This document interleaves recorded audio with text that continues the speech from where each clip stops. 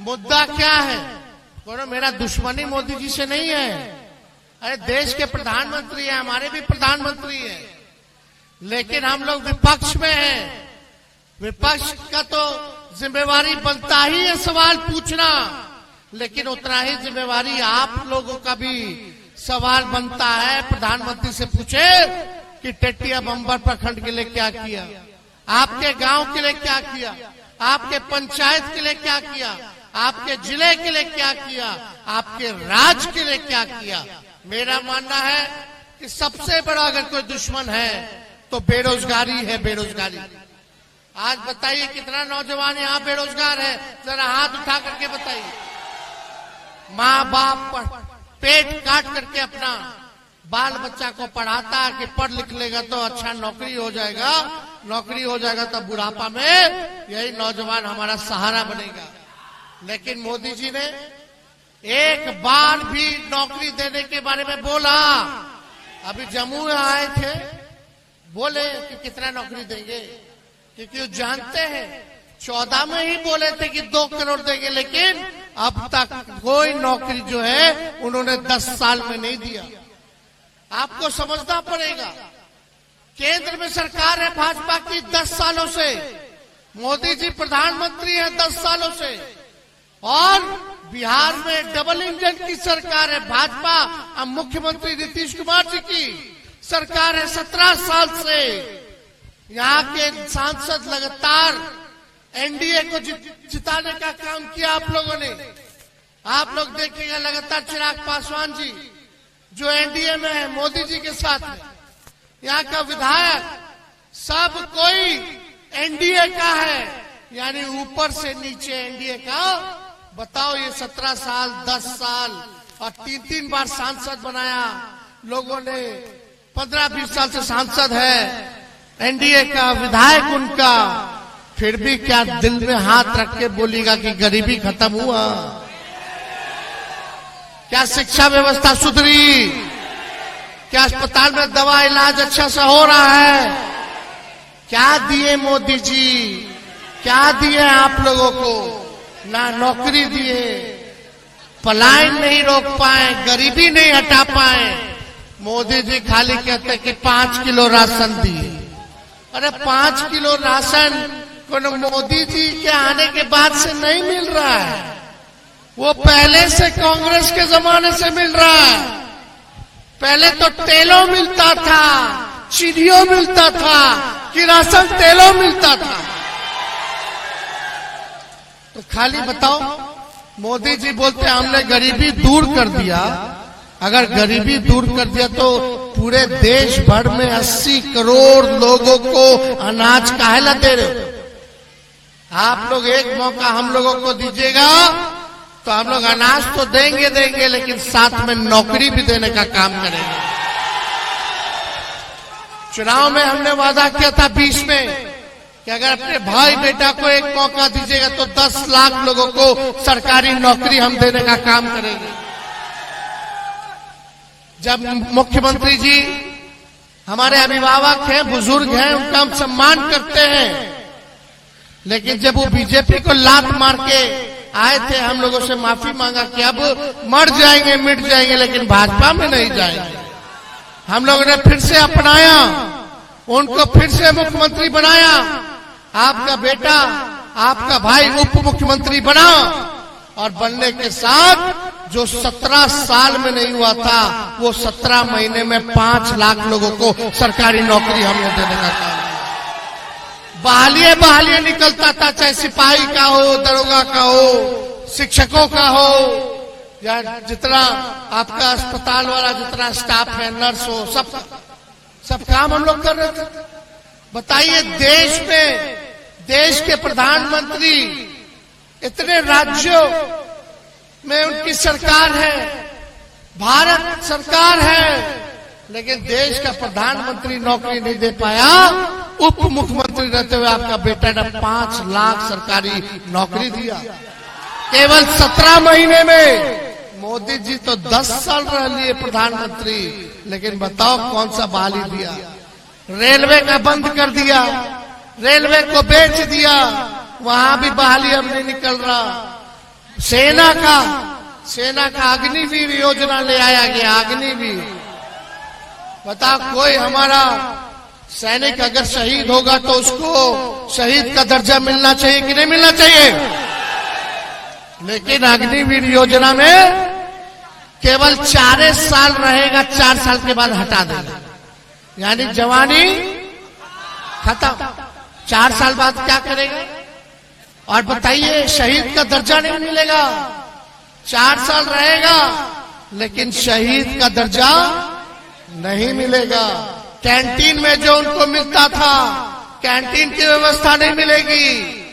आप लोग देखिए, जो पेंशन है वो नहीं मिलेगा, ग्रेच्युटी जो है वो नहीं मिलेगा, और नौजवानों के साथ, भविष्य के साथ खिलवाड़ किया जा रहा है। अब हम लोग चिल्ला रहे हैं तो बोलते हैं वापस ले लेंगे, वापस ले लेंगे। अरे आप लोग बताइए, क्या कहां से आएगा नौकरी? सब कुछ तो निजीकरण मोदी जी ने कर दिया। जहाज बेच दिया, एयरपोर्ट बेच दिया, रेलवे बेच दिया, स्टेशन बेच दिया, पोर्ट बेच दिया, BSNL बेच दिया, सब कुछ जो है बेच देने का काम किया जो आपका देश का संपत्ति था। ऐसी ऐसी संस्थाएं जो आपको नौकरियां निकलती थी, लोग देख लीजिए कितना तैयारी लोग करता था। आज कहां जाएगा नौजवान, कहां जाएगा? हम लोग काम करने वाले लोग हैं। हम लोग जब आए 17 महीने में जितनी आंगनबाड़ी महिला, जितनी ममता, आशा, टोला सेवक, विकास मित्र, तालमी मरकज, इन सबके मानदेय को हम लोगों ने बढ़ाने का काम किया, दुगुना किया 17 महीनों में। जो नियोजित शिक्षक, 4.5 लाख नियोजित शिक्षक जो आंदोलन करते थे समान काम समान वेतन का, उन 4.5 लाख लोगों को हम लोगों ने सरकारी कर्मी का दर्जा देने का काम किया, यानी समान काम और समान वेतन मिलेगा। हम लोगों ने जाति आधारित गणना कराया, कोई जातिवादी के लिए नहीं, ताकि पता चले कि रे भाई के लोग बा जो दिहाड़ी मजदूर है, कौन लोग हैं जो भूमि नहीं है, भूमिहीन है, कौन लोग है जिसका पक्का मकान नहीं है, कौन लोग है जो गरीब है, कौन लोग है जो ठेला ढोने का काम करता है, रिक्शा चलाने का काम करता है, कौन लोग है जो नाला साफ करता है। तो पता चलेगा, उसी हिसाब से सरकार योजना बनाएगी। जब तक सही पिक्चर नहीं आएगा तब तक पैसा सरकार कहां खर्च कर रही है उसको नहीं पता। हम लोगों ने योजना बनाया था, क्या बनाया था भाई? जिसके घर में नौकरी नहीं मिल रहा है उसको जो है 2 लाख रुपया का मदद हम लोग करेंगे। जिसके घर में नौकरी, जिसका जमीन नहीं है, भूमि नहीं है, उसको जो है 1 लाख रुपया का मदद करेंगे ताकि अपना जमीन ले ले। दूसरा क्या, जिसका पक्का मकान नहीं है उसको 1,20,000 रुपया हम लोग देंगे, ताकि जो कच्चा झोपड़ी है, कच्चा मकान है, उसको पक्का कराने का काम करें। ये हम लोग कर रहे थे, तब तक हमारे चाचा फिर पलट गए। अब बताइए, 5 साल में एक बार मुख्यमंत्री ओथ लेता है, सरकार बनती तो 5 साल ना चलता है। ये बताइए, 3 साल 3.5 साल हो रहा है बिहार सरकार को, 3 बार ओथ ले ली, कभी एने, कभी ओने, कभी एने, कभी ओने। अब मोदी जी को जाके बोल रहे हैं, मोदी जी अब हम जहां हैं वहीं रहेंगे। अब मोदी जी बोलते हैं कि गारंटी मोदी जी का मजबूत गारंटी है। अरे मोदी जी, इतना गारंटी आपका मजबूत है तो मेरा चाचा का गारंटी ले लो कि पलटेंगे कि नहीं पलटेंगे। काहे नहीं लेते हैं मोदी जी गारंटी? कोई ठीक है, कितना बार ओथ ले लिया? 8-9 बार ले लिए, 9 बार। बताइए, कभी इधर कभी उधर। ठीक कह रहा लड़का। मोदी जी का जो गारंटी है ना, वो चाइनीज माल जैसा है। 1-2 बार इस्तेमाल कीजिए, खत्म। मतलब जब तक चुनाव है तब तक मोदी जी की गारंटी है, चुनाव के बाद जुमला हो जाएगा। सच नहीं बोलते लोग, झूठ बोलते, केवल झूठ। इसलिए आप सब लोगों के बीच आए हैं, ईमानदार प्रत्याशी जिताइए। देश तरक्की जब तक नहीं करेगा जब तक आपका गांव विकास नहीं करता, और देश के नागरिकों की जब तक तरक्की नहीं होगी, गांव आगे नहीं बढ़ेगा, तब तक देश विकास नहीं कर सकता। आज देखिए किसानों का आय दुगुना करने चले थे मोदी जी, 22 तक आय दुगुना कर देंगे। क्या हुआ? आय दुगुना हुआ किसानों का? कुछ नहीं हुआ। बोले थे पक्का मकान बना देंगे, क्या क्या बोले, किसी को छुपा नहीं है। लेकिन आप लोगों से यही हम कहने आए कि अर्चना रविदास जी को भारी मतों से आप लोग जिताने का काम कीजिए। बताइए जिताइएगा कि नहीं जिताइएगा? दोनों हाथ उठा करके बताइए जिताइएगा कि नहीं जिताइएगा? बताइए मुकेश सहनी जी बीजेपी में थे, इनको फुसला के ले गया था सब। बताओ, इन्हीं को तोड़ दिया, इन्हीं के विधायक को खरीद लिया, इनके पार्टी को छीन रहा था अभी चुनाव में। लेकिन अब पिछड़ा का बेटा अति पिछड़ा का बेटा साथ हो गया है। अब हम लोग लड़ाई लड़ेंगे। हम दोनों नौजवान हैं, नए सोच के हैं, नया बिहार बनाना है, नौजवानों को नौकरी देना है।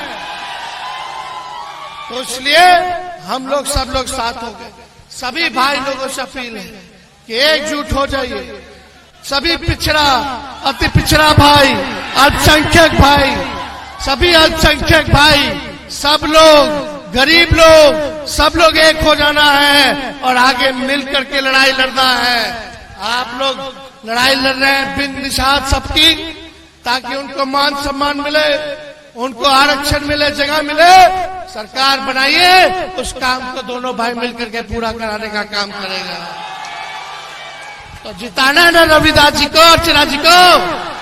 अरे विजय कमाना मुकेश जी को बोले थे दे, नहीं पूरा दोनों हाथ उठा करके, सभी माता बहन सभी हाथ उठा करके बताइए, तो हम लोग दे रहे हैं इनको।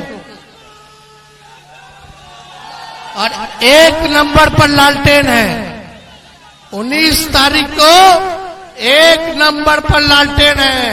सभी लोग चुपचाप चुपचाप चुपचाप। बहुत बहुत धन्यवाद। लेकिन संभाल के रहेगा, ये सब हिंदू मुसलमान कराता है भाजपा वाला। अभी नवरात्र चल रहा है, चैती छठो आई, और आज जो है ईद है। सबको हम नवरात्र का, ईद का बधाई देते हैं। मिल करके रहिए, मिल के रहिए, एक